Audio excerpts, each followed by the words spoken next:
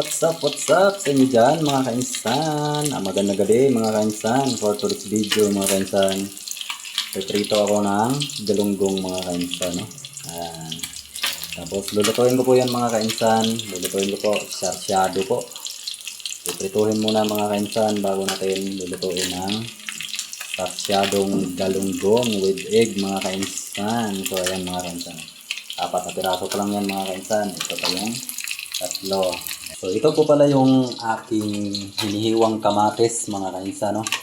3 pirasong kamatis. Meron tayong sibuyas mga kainsan. Yan, kamatis, tapos sibuyas. Tapos ito mga kainsan, 3 itlog. Tapos lagyan natin ito mga kainsan, tanglad para mabango.